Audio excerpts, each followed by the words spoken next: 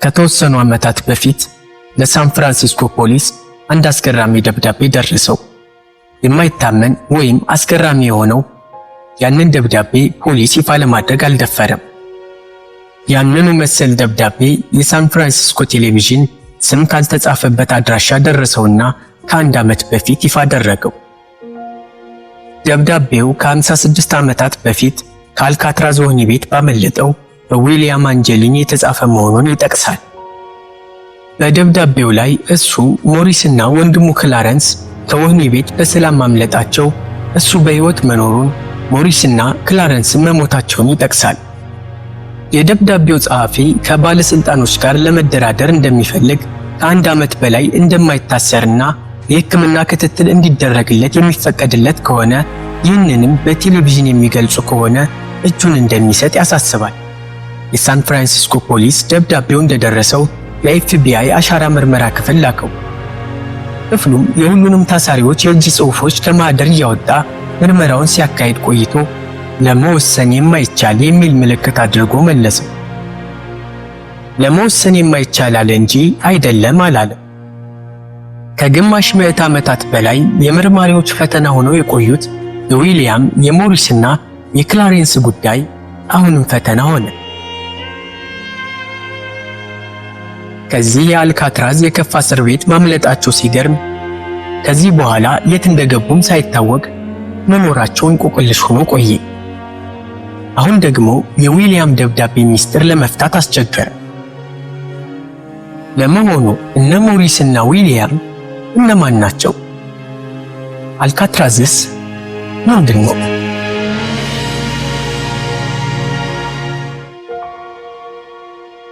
አልካትራዝ ደሴት ከሳን ፍራንሲስኮ ከተማ በ2 ኪሎ ሜትር ርቀት ላይ የሚገኝ ደሴት ነው። ደሴቱ ለእስር ቤት ከመመረጡ በፊት ለወታደራዊ ሰፈር አገልግሏል። አልካትራዝን የከበበው ባህር ከ30 ደቂቃ በላይ በሕይወት ለመኖር የማይቻልበት ቀዝቃዛ በመሆኑና ዙሪያ ገባው ከመሬት የራቀ ደሴት ስለሆነ ጀልባ መጠቀም የግድ ነው። በሦስት አቅጣጫ የባህሩ ዳርቻ ድንጋያማ በመሆኑ ከጀልባው ወደ ደሴቱ ለመድረስ በአንድ አቅጣጫ መጠቀም ያስፈልጋል። አልካትራዝ ደሴት እጅግ ላስቸገሩና አደገኛ ለተባሉ እስረኞች ወህኒ ቤት እንዲሆን በ1928 ዓ.ም ተመረጠ። ከዚያ ጀምሮ ለ38 ዓመታት የሚታወቀው የስቃይ እስር ቤት በመሆኑ ነው። ፍራንክሊን ሞሪስ የተወለደው ዋሽንግተን ሲሆን አልካትራዝ ወህኒ ቤት ሲገባ ዕድሜው 34 ዓመት ነበር። ሞሪስ ከአባቱና ከእናቱ ተለይቶ ያደገው በማደጎ አሳዳጊዎች ነው። ደፋርና እጅግ ፈጣን፣ አእምሮውም የሰላ መሆኑ ተነግሮለታል። በኋላ በተደረገለት የተለያዩ ምርመራዎችና ጥያቄዎች ሞሪስ ከአሜሪካ ሕዝብ 2% ብቻ የሚታደሉትን የልዩ አእምሮ ችሎታ ባለቤት መሆኑ ተረጋግጧል። ነገር ግን ያንን ልዩ ችሎታውን ወደ ጠቃሚ የፈጠራ ሥራ አላዋለውም። ረቂቅ ችሎታውን ለሌብነት፣ ለዘራፊነት፣ በኋላም እንኳን በውን በሕልም ይታሰባል ከማይባለው የአልካትራዝ እስር ቤት ለማምለጥ ተጠቅሞበታል። ሞሪስ በስርቆት ወንጀል ተሰማርቶ ለችሎት የቀረበው ገና በ13 ዓመቱ ነበር። 20 ዓመት እስኪሞላው በአደንዛዥ ዕፅ አዘዋዋሪነት በትጥቅ የተደገፈ ዘረፋ በማድረግ እየተከሰሰ የወጣትነት ዕድሜውን በእስር ቤት አሳልፏል። በቤት ሰርሳሪነት፣ በባንክ ዘረፋና ሕገወጥ በረራ በማድረግ ወንጀሎች እየተፈረደበት የ20ዎቹን ዕድሜውን በፍሎሪዳና በጆርጂያ ወህኒ ቤቶች ታስሯል። የእስር ጊዜውን ሲጨርስ እዚያው የለመደው ሥራው ላይ ይሰማራል። በባንክ ዘረፋ ተይዞ በሉዚያና እስር ቤት 10 ዓመታት ተፈርዶበት ከወህኒ ቤት አመለጠ። ግን ሌላ ባንክ ሲዘርፍ ተያዘና አደገኛ ተብሎ በጥር ወር 1952 ዓ.ም ወደ አልካትራዝ ወህኒ ቤት ተላከ።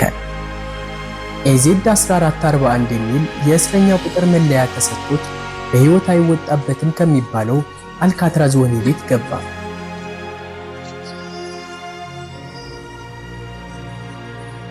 ሁለተኛ፣ ዊሊያምና ክላረንስ። ዊሊያምና ክላረንስ በአንድ ዓመት የሚበላለጡ ወንድማማቾች ናቸው። ሁለቱም ወደ አልካትራዝ ወህኒ ቤት ሲገቡ ዊሊያም የ32 ክላረንስ ደግሞ የ31 ዓመት ወጣቶች ነበሩ። በግብርና የሚተዳደሩት ወላጆቻቸው መኖሪያቸውን በፍሎሪዳ ታባ ከተማ አካባቢ አድርገው በእርሻ ሥራ ላይ ሲሰማሩ ወንድማማቾቹም የእርሻ ስራና ዋና ለመለማመድ ችለዋል። ወንድማማቾቹ በዚያን ጊዜ በሚቺጋን ሐይቅ ሲዋኙ ከነርሱ በቀር የሚታይ አልነበረም የሚባልላቸው የተደነቁ ዋናተኞች ናቸው ይሏቸዋል። ያለ ዋና ልብስ የውሃውን የመጨረሻ ክፍል በአይናቸው ለማየት የሚችሉ ጠሊቅ ዋናተኞች የሚባልላቸው ነበሩ። ግን ይህንን ችሎታቸውን ለመልካም ነገር አላዋሉትም። ወንድማማቾቹም እንደ ሞሪስ ሁሉ ወደ ሌብነት ተግባር የተሰማሩት ገና በታዳጊነት ዕድሜያቸው ነበር። ክላረንስ ገና በ14 ዓመቱ የአገልግሎት መስጫ ቢሮ ሰብሮ በመግባቱ ተይዟል። ወንድማማቾቹ መሰሎቻቸውን እያደራጁ ባንኮችን በመዝረፍ ገንዘብ ያላቸውን ሌሎች ተቋማት በመሰርሰር ፖሊስን ያስመረሩ ሌቦች ሆኑ።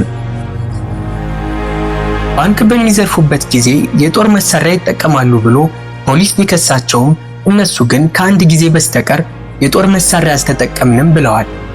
በመጨረሻ የኮሎምቢያን ባንክ የአላባማ ቅርንጫፍ ከጓደኞቻቸው ጋር በጦር መሳሪያ ታግዘው ሲዘርፉ ተያዙና የ15 እና የ20 ዓመት እስራት ተፈረደባቸው። ወንድማማቾቹ በየታሰሩበት እስር ቤት ሁሉ ተደጋጋሚ የማምለጥ ሙከራ በማድረግ ማስቸገራቸውን የፍሎሪዳ፣ የሊቨንወርዝ እና የአትላንታ ወህኒ ቤቶች አስታወቁ። ስለዚህ ጥጋባቸውን ሊያበርድላቸው ይችላል፣ ለማምለጥም አይሞክሩትም ወደሚባልለት ወደ አልካትራዝ ወህኒ ቤት ተላኩ። ወንድማማቾቹ አልካትራዝ የደረሱበት ጊዜ በ3 ወር ይለያያል።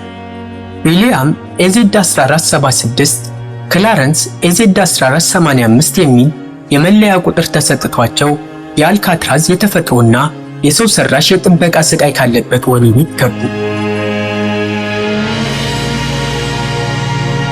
የአልካትራዝ እስረኞች መደበኛ ልብስ የሆነው ሰማያዊ ሸሚዝና ግራጫ ሱሪ ተቀብለው የመታሰሪያ ክፍላቸውን ተረከቡ። ሞሪስ እና ወንድማማቾቹ ከዚያ በፊት አይተዋወቁም። ሞሪስ በአልካትራዝ ቀድሞ የደረሰ ሲሆን ከሌላው የጋራ ጓደኛቸው አለን ዌስት ጋር ተዋውቆና ሁሉንም ታማኞች አድርጎ ከዚያው ወህኒ ቤት የሚወጡበትን መንገድ በጋራ እንዲፈልጉ አሳመናቸው። የማይታሰበውን እንዲያስቡ፣ የማይሞከረውን እንዲሞክሩ፣ የማይደፈረውን እንዲደፍሩ፣ የማይገፋውን እንዲገፉ፣ የማይሰበረውን እንዲሰብሩ አነሳሳቸው። ማነሳሳት ብቻ ሳይሆን የጋራ ጥቅማቸውን በትብብር ለማስፈጸም እንዲተማመኑ አደረጋቸው። በፍርሃትም ይሁን በጥቅም ተይዘው ሚስጥራቸውን እንዳያባክኑ በእምነት ቃል ኪዳን አሰራቸው። ማንኛውንም የሐሳብ አመንጭ የሚያምኑትና በፍላጎት የሚሰሩ ተከታዮች ካሉት አንዳችም ኃይል ሊመልሰው እንደማይችል የሞሪስና የጓደኞቹ ሙከራና ውጤት አረጋግጧል። አይደፈርም የተባለውን አልካትራዝን ለመድፈር በቅተዋል። ለመሆኑ የአልካትራዝ ወህኒ ቤት ምንና እንዴት ነበር? የአልካትራዝ ወህኒ ቤት የተገነባው ቀድሞ የአሜሪካ ወታደሮች ይጠቀሙበት በነበረው የሳን ፍራንሲስኮ የአልካትራዝ ደሴት ላይ ነው። በ1910 መጀመሪያ አካባቢ በአሜሪካ የሌብነትና የዘረፋ እንዲሁም የግድያ ወንጀል ከልክ በላይ ሆኖ አስቸግሮ ነበር። ወንጀለኞች ቢታሰሩም ሲወጡ አደገኛ ወንጀለኛ እየሆኑ ከእስር ቤትም እያመለጡ ስላስቸገሩ አልካትራዝ አደገኛ ለሚባሉት ወንጀለኞች ለጥብቅ ማሰሪያነት እንዲሆን ተመረጠ። በአልካትራዝ ወህኒ ቤት አዲስ ፍርደኛ አይታሰርም። በመላው የአሜሪካ ግዛቶች በተደጋጋሚ ወንጀል የተቀጡ፣ ከእስር ቤት ለማምለጥ ተደጋጋሚ ሙከራ እያደረጉ ያስቸገሩ ወይም ያመለጡ አደገኛ ተብሎ የተፈረጁ ፍርደኞች የሚታሰሩበት ነው። በ1926 አልካትራዝ ለጥብቅ ጥበቃ የሚመች ወህኒ ቤት ሆኖ እንዲገነባ ከ1 ሚሊዮን ዶላር በላይ ተመደበለት። በየጊዜውም አገልግሎቱን በማስፋት 4 ፋብሪካዎችና የስፖርት መዝናኛዎች ተዘጋጁለት። የወህኒ ቤት አገልግሎት ስራው እንደተጀመረ ያረጁ የግንባታም ሆነ ሌሎች ዕቃዎች ተወገዱ። ማንኛውም ቀዳዳ በኮንክሪት ተደፈነ። 269 የሚሆኑ ክፍሎች በብረትና በኮንክሪት እየተጠቀጠቁ ተሰሩ። ወደ እነዚህ ክፍሎች ለመድረስ ከውጭ ጀምሮ 12 የከበዱና የረዘሙ የብረት መዝጊያዎችን ማለፍ ያስፈልጋል። መታሰሪያ ክፍሎቹ በ4 ብሎክ ተመድበዋል። ብሎክ ዲ የሚባለው እስረኞች በዲሲፕሊን ጥፋት ሲያጠፉ የሚቀጡበትና ስቃይ የሚቀበሉበት ነው። ሲሚንቶ ላይ ቀዝቃዛ ውሃ እየተደፋበት እስረኛው ምግብ በቀን 1 ጊዜ እየተሰጠው አንዳችም ጨርቅ ሳይለብስ ራቁቱን የሚቆይበት ክፍል ነው። ብሎክ ቢ እና ሲ መደበኛ የመታሰሪያ ቦታዎች ናቸው ከእስረኞች ክፍሎች ጋር።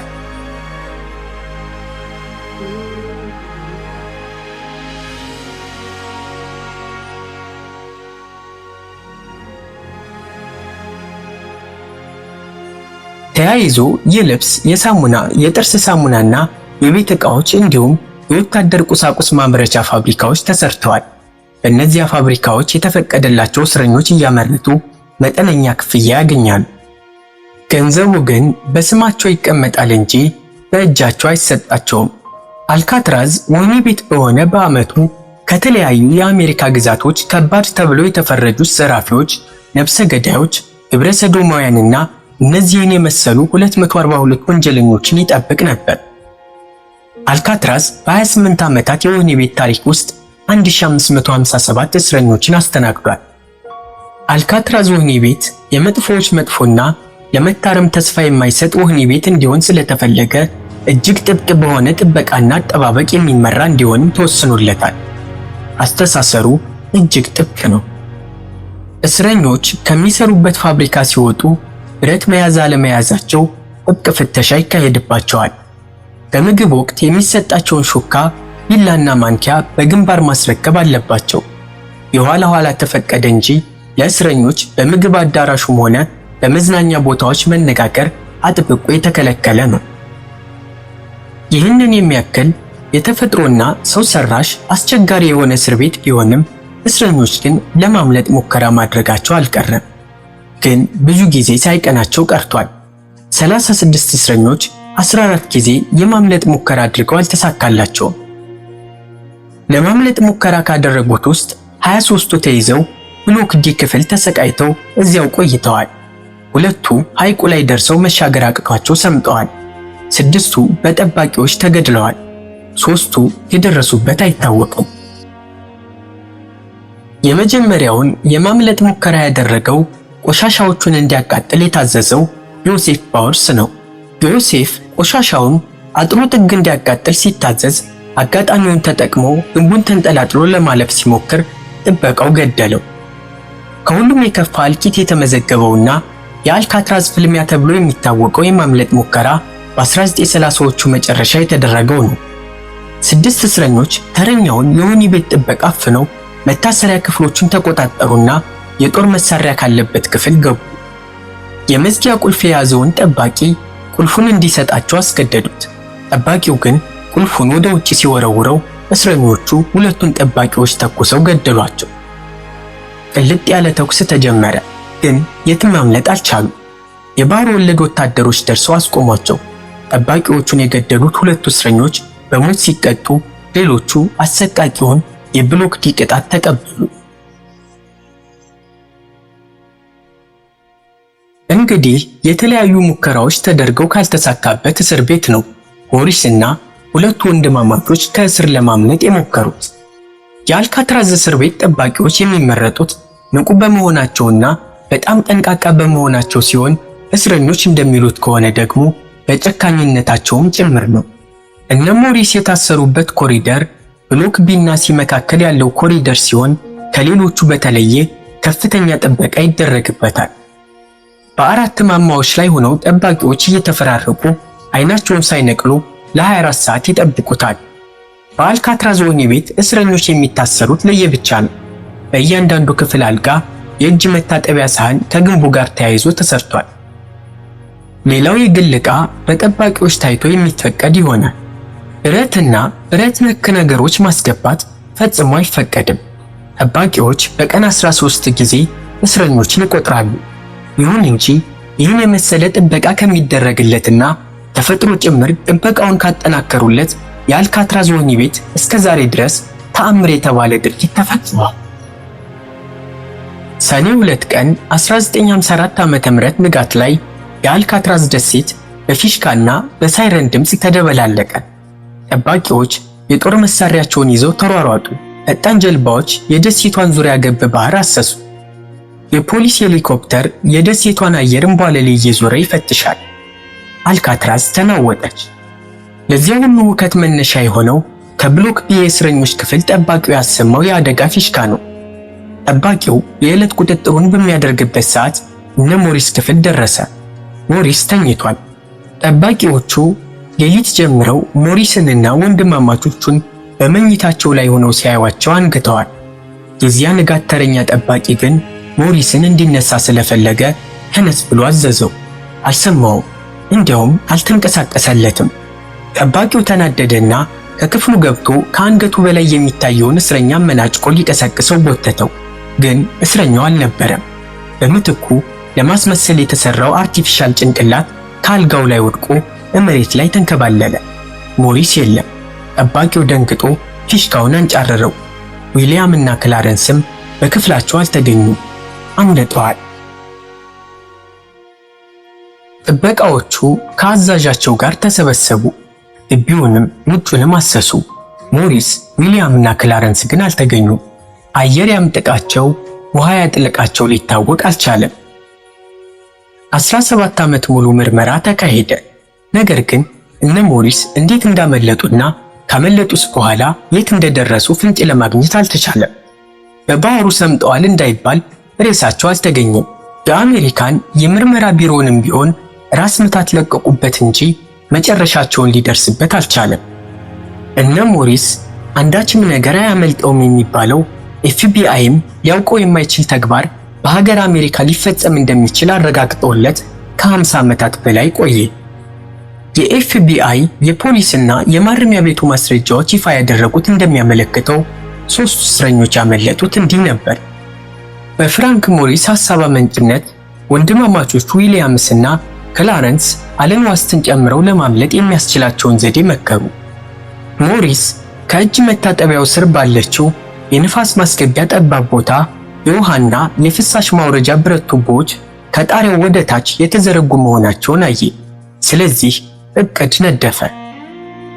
ሁሉም በንፋስ ማስገቢያዋ በኩል ለሰው መሽሎኪያ ያህል ቆፍረው ፍርግርጓን ብረት ነቅለው በቱቦዎቹ እየተረጋገጡ ወደ ጣሪያው ይወጣሉ። በጣሪያው አልፈው በአንደኛው ጫፍ ካለው ወደ ታች በሚወርዱ ቱቦዎች ወደ መሬት ይወርዳሉ። ረጅሙን ግን ተንጠልጥለው ያልፉና ወደ ባህሩ ሄደው በታንኳ ያመልጣሉ። ይህን እቅድ ተስማሙበት። ግን እንዴት ተግባራዊ ሊሆን ይችላል? ግድግዳው በምንና እንዴት ይቆፈራል? ጥበቃው እንዴት ይታለፋል? ጀልባው ከየት ይመጣል? የሚሉት ጥያቄዎች ተጋረጡባቸው። ምንጊዜም ቢሆን አስቸጋሪውና አደገኛው ሥራ እቅድ ማውጣት ሳይሆን ተግባራዊ ማድረጉ ነው። ቁፋሯቸውን ለማካሄድ ማንኪያና ሹካ ተጠቀሙ። ማንኪያና ሹካውን ምግብ ሲበሉ እየሰረቁ ወይም አንድ እየወሰዱ መስለው ሁለት እያነሱ ሰበሰቡ። ወደ ፋብሪካዎች ለሥራ ሲሄዱ ብሎኖችን፣ የኤሌክትሪክ ገመዶችን አጠራቀሙ። ቁፋሯቸውን ከሌሊቱ 6 ሰዓት እስከ 12 ሰዓት መብራት የሚጠፋበትን ጊዜ እየጠበቁ መቆፈር ጀመሩ። ስራቸውን እንዲያቀላጥፍላቸውም ካጠራቀሙት ብረታ ብረትና የኤሌክትሪክ ገመድ መብሻ ወይም ድሪል አዘጋጁ። መብሻውን በሚጠቀሙበት ጊዜ ድምፅ እንዳይሰማ የሙዚቃ መጫወቻ ጊዜን ይጠቀማሉ። በዚያም ጊዜ ሞሪስ አኮርዲዮን ተጫዋች ስለሆነ ድምፁን ከፍ እያደረገ ይጫወታል። የቁፋሮውን ፍርስራሽ በውሃ እያቀለጡ በመታጠቢያው በውሃ ይለቁታል ወይም ቋጥረው በመከለያ ይከልሉታል። የሰረቋቸውን ብረቶችና ገመዶች በፍራሻቸው ስር ወይም ከግንቡ ጋር አያይዘው ባዘጋጁት መደበቂያ ይሸሽጋሉ። ሞሪስ በወህኒ ቤቱ ባለው ቤተ መጻሕፍት አባል ስለሆነም ከሚወስዳቸው መጽሔቶች እየቀደደ ለማሸጊያ ማቀጣጠያ ይጠቀምባቸዋል። ጀልባ ለማግኘት የሚችሉበትን መንገድ አሰቡና ዝግጅታቸውን አጣደፉት። ወደ ፋብሪካዎቹ ሲሄዱ የተሰቀሉ የዝናብ ልብሶችን እየሰረቁ ሰበሰቡ። በአልካትራዝ የዝናብ ልብስ እንኳን በክረምት በበጋ የሚለበስበት ቦታ ነው። ስለዚህ 50 የሚሆኑ የዝናብ ጃኬቶችን ሰበሰቡ። የታዘዘ ሥራ እያስመሰሉ እዛው ፋብሪካው ውስጥ እንደየአግባባቸው ሰፏቸው። የክፍላቸውን ደብቀዋቸው ቆዩ።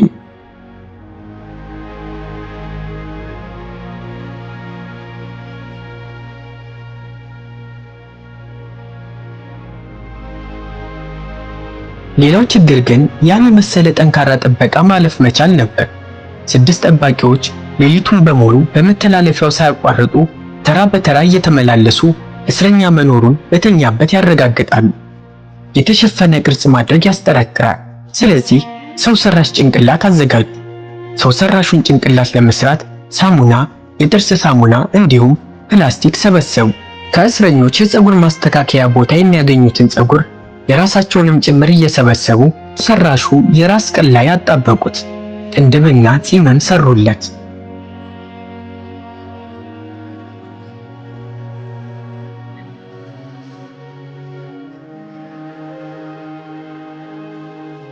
ከአንገት በላይ የተሰራው ጭንቅላት ተስተካክሎ ከተተከለበት ፀጉር ጋር በትራሱ ላይ ተኝቶ ሲያዩ ጠባቂዎቹ ሊጠረጥሩ አልቻሉም።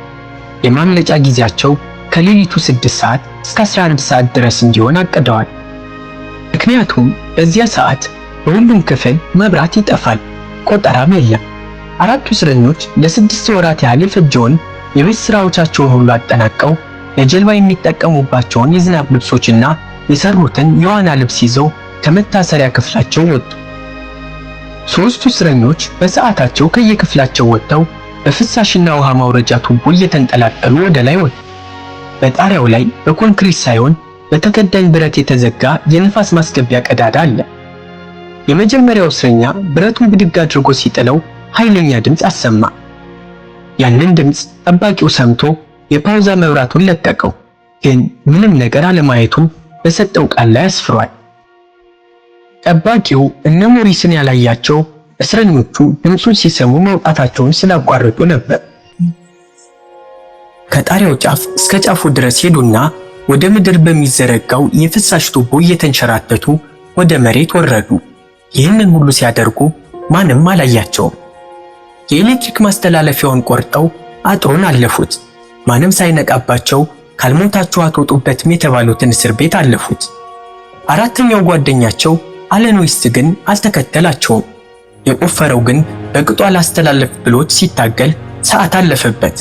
እንደምንም ታግሎ ሲያልፍ ጓደኞቹ ብዙ ርቀውት እንደሄዱ ገባው። ስለዚህ ወደ ጣሪያው ተንጠልጥሎ በወጣበት የውሃና የፍሳሽ ማስተላለፊያ ተመልሶ ከክፍሉ ውስጥ ገብቶ ተኛ። በኋላ ሙከራው ተነቅቶበት ሲጠየቅ የሆነውን ሁሉ በግልጽ በመናገሩና የኤፍቢአይ ምርመራ ተባባሪ በመሆኑ ተጨማሪ ቅጣት ሳያገኙ ቆየ። እነ ሞሪስ እንዴት እንዳመለጡና የተጠቀሙበትን ዘዴ ለመረዳት እንደ ተአማኒ ማስረጃ ሆኖ የተቆጠረው የዚሁ የዌስት ቃል ሰው ነው። ለማምለጥ የተጠቀሙባቸው መሳሪያዎች እስካሁን በአልካትራዝ ሙዚየም ይታያሉ። ሞሪስና ወንድማማቾቹ ወደ ባህሩ ዳርቻ ከደረሱ በኋላ እየሰረቁ ሰብስበው የሰፏቸውን የዝናብ ጃኬቶች በጀልባ ቅርጽ አቀጣጥለው በትንፋሻቸው አየር መሙላት ጀመሩ። የሰረቁትን እንጨት መቅዘፊያ አድርገው ጨለማው ባህሩን እንዳጠቆረው እስከ መጨረሻው ጠፉ። ከ50 ዓመታት በላይ የት እንደደረሱ ሳይታወቅ ቀረ። ኤፍቢአይ እና የሳን ፍራንሲስኮ ፖሊስ እንዲሁም ሌሎችም የአሜሪካ የመረጃ ክፍሎች የነ ሞሪስ አጠፋፍና መኖር አለመኖራቸውን እየመረመሩ ቆዩ። በመጨረሻ ኤፍቢአይ ሰጥመው ሞተዋል የሚል ግምት ሰጥቶ 17 ዓመታት የፈጀውን የምርመራ ፋይል ዘጋ። ኤፍቢአይ በተጓተተ የምርመራ ውጤቱ እነ ሞሪስ ሰጥመዋል የሚል ድምዳሜ ላይ ደርሶ ክትትሉን ቢዘጋም ጉዳዩ በፍርድ አስፈጻሚዎች በኩል አልተዘጋ። አሁንም ተፈላጊ ወንጀለኞች በሚለው መዝገብ እንደተመዘገቡ ነው።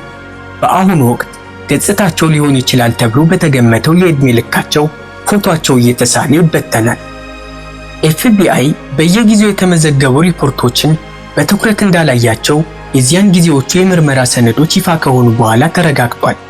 ጊዜው የቀረቡ ግን ትኩረት ሳይሰጣቸው የቀሩ የፖሊስና የመርማሪ መረጃዎች እነ ሞሪስ እንዳመለጡ የሚያረጋግጡ ሆነው ታይተዋል።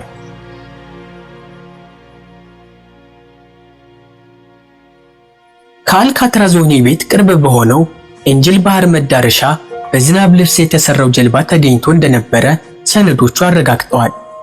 ከጀልባው ተሻግሮ የ3 ሰዎች እግር ኮቴም በባህር ዳርቻው አሸዋ ላይ ታይቷል።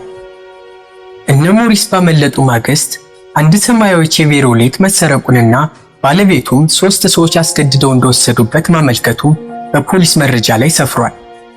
እነዚህ መረጃዎች ተሰብስበው ሲተነተኑ ሞሪስና ወንድማማቾቹ በሕይወት ማምለጣቸውን አረጋጋጭ ሆኗል። ብዙ ዓመታት ካለፈ በኋላ የነ ዊሊያምን እህትና ወንድሞችን ጥናት የሚያካሂዱ የፊልም አዘጋጆች፣ ተመራማሪዎችና ጋዜጠኞች ጠይቀዋቸው ነበር። እህታቸው ለገና ባልታወቀ ስም እንኳን ያደረሳቸው የሚል ካርድ ይላክላቸው እንደነበረ ተናግራለች። በተለይ ለእናታቸው ያለማቋረጥ ጄሪ በሚል ስም የመልካም ገና መልካም ምኞት ከአበባ ጋር ይላክላት ነበር ብላለች። አባታቸው በሞተ ጊዜም የመልክ ማስዋቢያ ያበዙ ሁለት የማይታወቁ ረጃጅም ሴቶች ቀብሩ ላይ ተገኝተው ወዲያው መሰወራቸውን በይፋ ተናግረዋል። እናታቸው ስትሞትም ሁለት ያልታወቁ ወንዶች መጥተው ሲያለቅሱ ማየታቸውን ጠቁመው ወንድሞቻቸው በሕይወት አሉ ብለው እንደሚያምኑ አስተያየታቸውን ሰጥተዋል። እንዲህም ሆኖ የነ ሞሪስ ነገር አፈር ከለበሰ በኋላ ነው አድራሻው ያልታወቀው ደብዳቤ ብቅ ያለው። የዊሊያም ደብዳቤ አብዛኛውን ዕድሜውን በሲያትል እንደኖረ በሰሜን ዳኮታ ለ8 ዓመት መኖሩን ይጠቅስና ደብዳቤውን በጻፈበት ወቅት በደቡብ ካሊፎርኒያ እንደሚኖር ጠቁሟል። አሁን 83 ዓመት ሆኖኛል፣ የካንሰርም ታማሚ ነኝ ይላል በዊሊያም ስም የተጻፈው ደብዳቤ። ደብዳቤው ከተጻፈበት ጊዜ ጀምሮ ባሉት 7 ዓመታት ፖሊስ የደረሰበት መረጃ የለም። በደብዳቤውም ላይ እንደተጠቀሰው መንግስት በቴሌቪዥን ላይ ቃል አልገባለትም። ከዚያ ወዲህ ይኑርም አይኑርም አልተነገረም። ነገር ግን ምንም ሆነ ምን እነ ሞሪስ አልካትራዝ እስር ቤት እስካለ ድረስ ስማቸው ሲነሳ ይኖራል። በእነሱ ምክንያትም አልካትራዝ ወህኒ ቤትን የተመለከቱ መጽሐፍት ተደርሰዋል፣ ፊልሞችም ተሰርተዋል።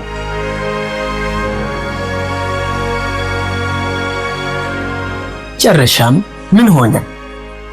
እነ ሞሪስ ካመለጡ በኋላ ለጥበቃ በሚያመች መልኩ አልካትራዝ ወህኒ ቤትን ለማደስ ታሰበ። ግን ወጪው ከፍተኛ ሆነ። በዚያም ላይ የነ ሞሪስ ማንም አይደፍረውም ከተባለው እስር ቤት ማምለጣቸው የአልካትራዝን ወህኒ ቤት አስፈላጊነት አስተማማኝ አላደረገውም። ስለዚህ እነ ሞሪስ ባመለጡ በዓመቱ የፌዴራል መንግስት የወህኒ ቤት መሆኑ እንዲቋረጥ ተደረገ። ከዚያ ወዲህ አልካትራዝ በሳን ፍራንሲስኮ ከፍተኛ ቅርስነት ተመዝግቦና ተዘጋጅቶ ለጎብኚዎች ክፍት ሆኗል።